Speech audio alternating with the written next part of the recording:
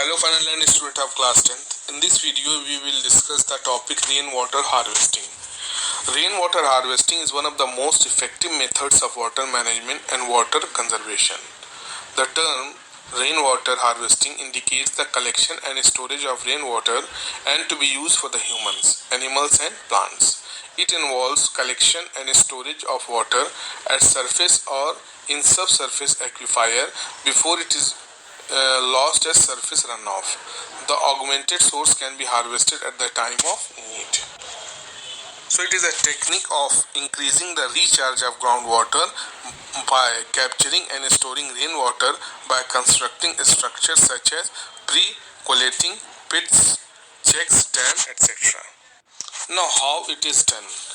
This rainwater harvesting.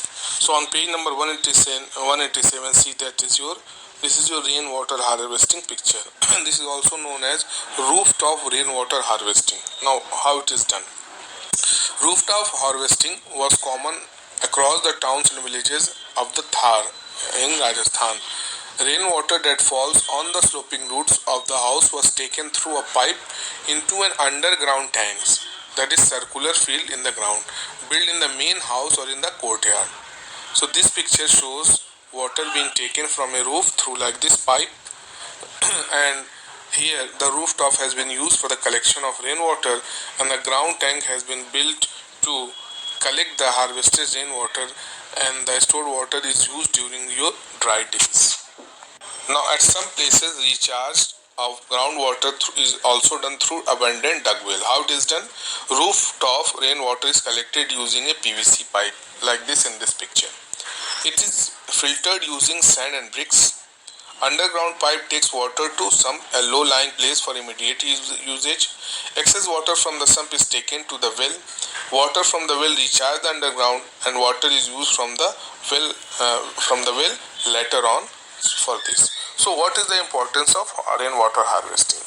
It is a reliable source of water when all other sources of water dry up. It is considered as the pure form of natural water. It is also given to sick people. It can be used to beat the summer heat of underground rooms adjoining the tanks that are built.